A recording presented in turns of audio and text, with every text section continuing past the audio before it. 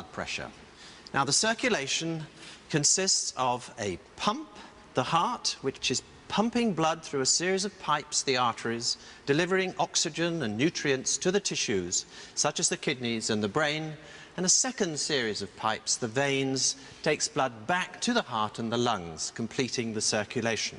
Now, here we have a series of small arteries, red blood cells and white blood cells flowing through, and a critical layer of lining cells we call the endothelium, which separates the blood from the other aspects of the blood vessel wall. And importantly also are the muscle cells in the wall of the artery, giving the vessel its elasticity. Now, when we measure blood pressure in arteries, and we measure two numbers.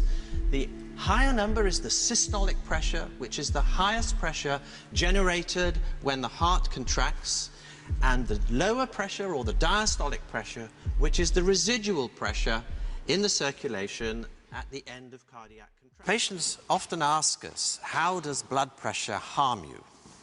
Well, here is a blood vessel, and the crucial initial step is that high blood pressure imposes stresses and strains on this endothelial lining cell, which becomes fractured and damaged as a consequence. Below the endothelium, the vessel lining, these yellow blobs, that's LDL cholesterol, that's the bad stuff. And that normally is whistling in and out of the endothelium if the cholesterol's low enough.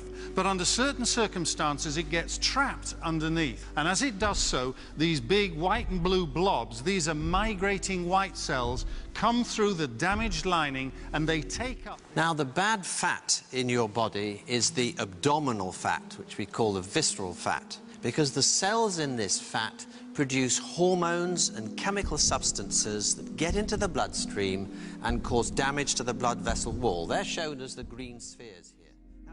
The fatty deposits begin to grow and eventually impinge upon the bloodstream. Now, in the initial stages, this fatty plaque is encased in a muscle layer which protects it. But at some stage, the cells begin to dissolve. They produce chemical substances that destroy the plaque, and the contents of the plaque are extruded into the bloodstream, causing a clot. And it is that clot which causes the eventual heart attack if it occurs in the coronary vessels, or stroke if it occurs in the brain.